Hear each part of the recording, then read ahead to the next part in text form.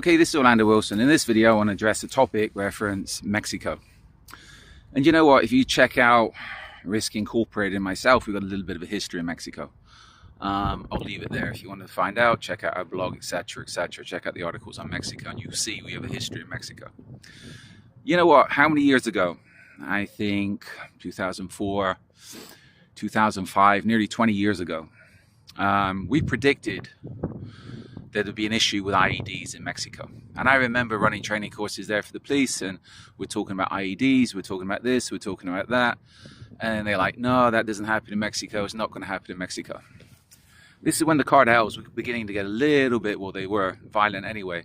I remember we were discussing IEDs in one class, and I think the same day or a couple of days before, there was a military helicopter, police helicopter, shot down with an RPG in Michoacan.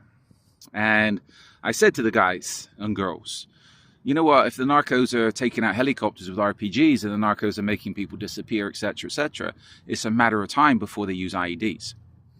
And you know what, over the last few years, IEDs have become more prevalent in Mexico. The narcos are using IEDs, not just in conjunction with drones, but also IEDs. My prediction now for the future is IEDs are going to become a lot more prevalent. Again, how many years ago, nobody wanted to acknowledge them, nobody wanted to take precautions, etc. But one of the issues I see happening now is, as the US is going to get more involved in combating the narco terrorists, the drug cartels in Mexico and further south, it's only a matter of time before that IED threat does not stay within Mexico, but also creeps across the border.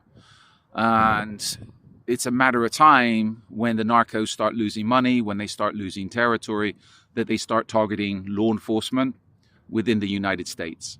The easiest way to do it, IEDs. Easy way to do it, drones. Another easy way to do it is undercar booby traps, etc. And again, I have an article up on my blog, reference how to deal with IEDs. Undercar booby traps, back in the day, many, many years ago when I was in Northern Ireland, was a favorite weapon of the terrorists. And I think this type of thing is going to spread. And I think it's time that US law enforcement needs to acknowledge the threat from IEDs, especially those guys and girls that's working on the border, and start taking precautions and start understanding the threat. The only way you can protect yourself from a threat is to understand it and then start taking precautions and putting protocols in place to make sure you don't get blown up.